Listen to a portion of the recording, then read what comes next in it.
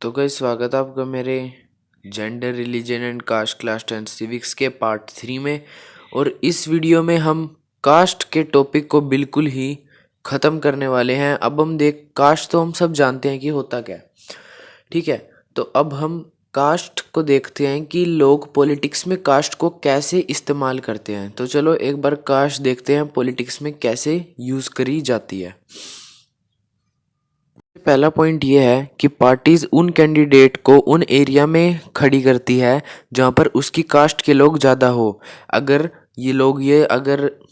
Party उस candidate को वहाँ पर खड़ा करेगी जहाँ पे उसके कास्ट के लोग ज़्यादा हो तो लोग उन्हें ही ज़्यादा वोट देंगे और उन्हें इलेक्शन जीतने में आसानी होगी।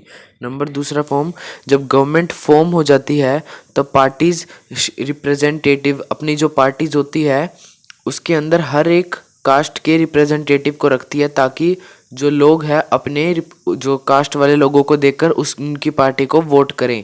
नंबर तीसरा पॉइंट, पार्टीज हमेशा एडवांटेज लेती है कास्ट की और लोगों से वोट्स ले जाती है।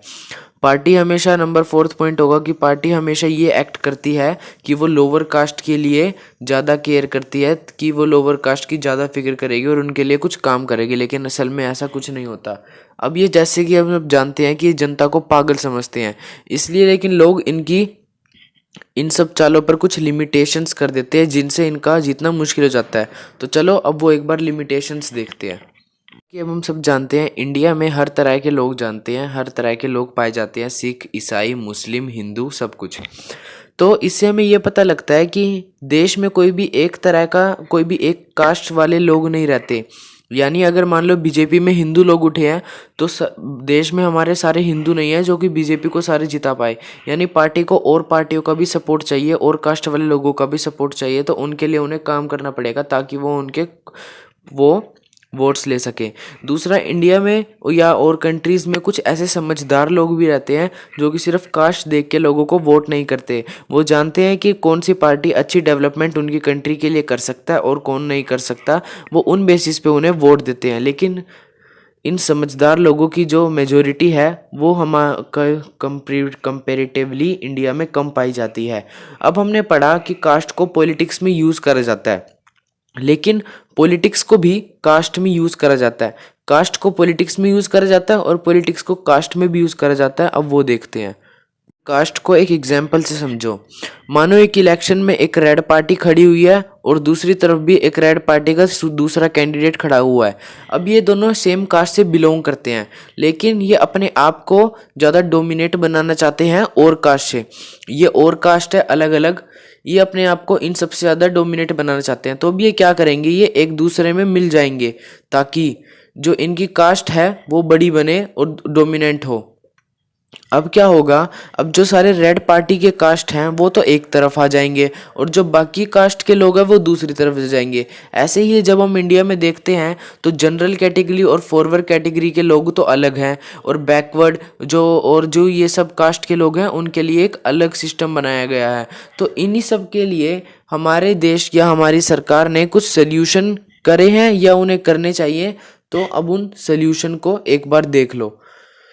तो सबसे पहला सल्यूशन तो ये होगा कि देश में इकोनॉमिक डेवलपमेंट होने चाहिए। अगर देश के पास पैसा होगा तो देश में लोगों की गरीबी मिटेगी और लोग इन कास्ट के चक्रों में नहीं आएंगे।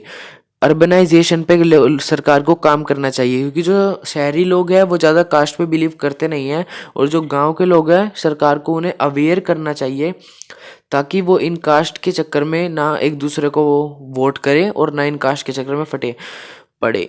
अगर देश का लिटरेसी रेट ज़्यादा होगा, अगर देश के लोगों को ज़्यादा पढ़ाया लिखाया जाएगा तो वो ज़्यादा समझ पाएंगे कि हमें कौन सी पार्टी को वोट करना है कौन सी पार्टी को नहीं करना, और वो सेम पार्टी के लोगों को वोट नहीं करना चाहिए। तो देश को, हमारी सरकार को लिटरेसी रेट बढ़ाने के लिए कुछ स्टेप्स लेने चाहिए। अगर लोगों को जॉब्स ज़्यादा प्रोवाइड करी जाएंगी तो वो एक दूसरे की मतलब पार्टीज फिर ये नहीं कहेंगे कि हम इन कास्ट वालों को जॉब देंगे ये देंगे, तो लोगों को ज़्यादा जॉब, अगर लोगों को अच्छी जॉब दी जाएगी तो लोग इनके पीछे नहीं पड़ेंगे। और लोगों को अवेयर करना पड़ेगा इन सब के लिए कि तुम सरकार को काम करना चाहिए, कोई स्टेप मूवमेंट चलाना चाहिए कि तुम्हें इनको वोट देना चाहिए जो तुम्हारे काम करे, और बिल्कुल ही ख़त्म करना चाहिए जो ये है कि ये दे के इसको वोट ले लिया, ये दे के इसको वोट कर लिया। तो हमने इस चैप्टर को यहीं पे ख़त्म कर दिया है। इस चैप्टर में जेंडर के बारे में पढ़ा, रिलीजन और कास्ट, सब टॉपिक्स हमने कवर कर लिए हैं। आप बस एक बार अपनी एनसीईआरटी बुक को एक बार खोलें और रीडिंग कर लेना, आपका चैप्टर तैयार। जल्दी मिलते हैं एक नेक्स्ट वीडियो में। वीडियो पसंद आए तो वीडियो को लाइक, कमेंट, शेयर सब कर देना। चैनल सब्सक्राइब कर देना ऐसी अमेजिंग वीडियोस के लिए।